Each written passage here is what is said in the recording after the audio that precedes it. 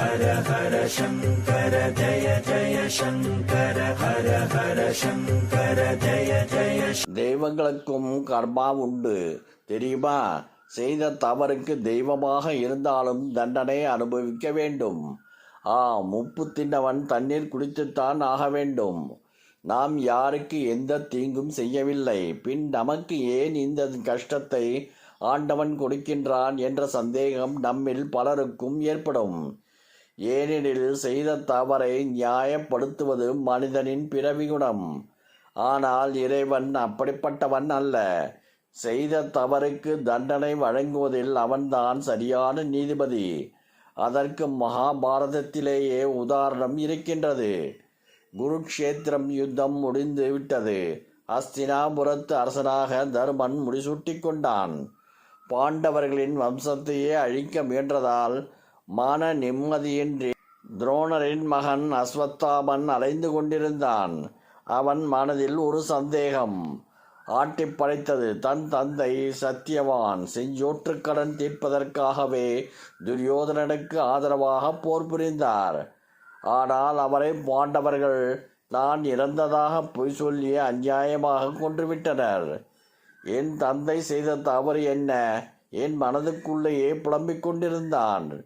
ஒரு நாள் கிருஷ்ணன் பரமாத்மாவை சந்தித்தான். கிருஷ்ணன் மீது அவனுக்கு கோபம் இருந்தது.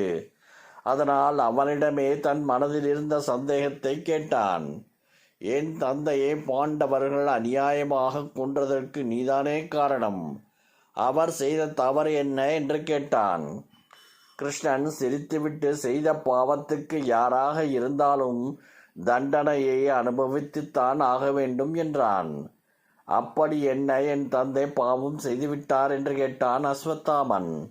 கிருஷ்ணன் மீண்டும் சிரித்தான். உன் தந்தை அனைத்து அஸ்திரங்களையும் கற்றவர், ஆனால் ஏழையாக இருந்தார். அவரை கௌரவர்களுக்கும் பாண்டவர்களுக்கும் குருவாக பீஷ்மர் நியமித்தார். அதன் பின் தான் அவரது வாழ்க்கையில் வளம் ஏற்பட்டது.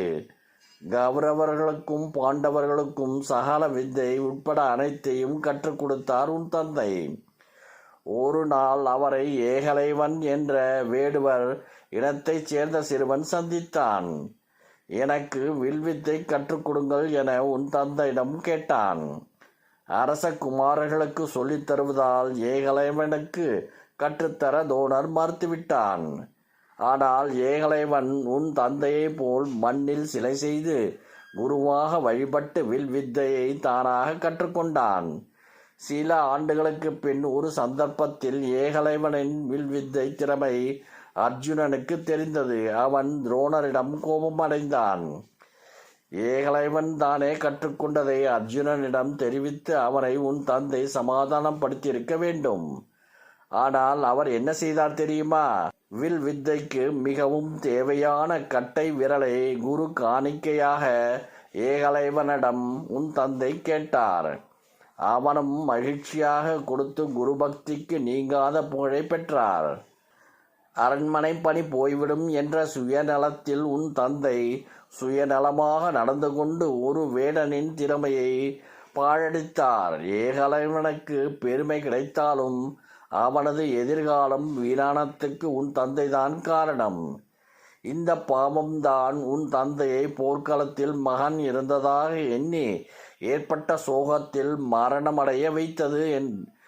உன் தந்தையை போர்க்களத்தின் மகன் இறந்ததாக எண்ணி ஏற்பட்ட சோகத்தில் மரணமடைய வைத்தது.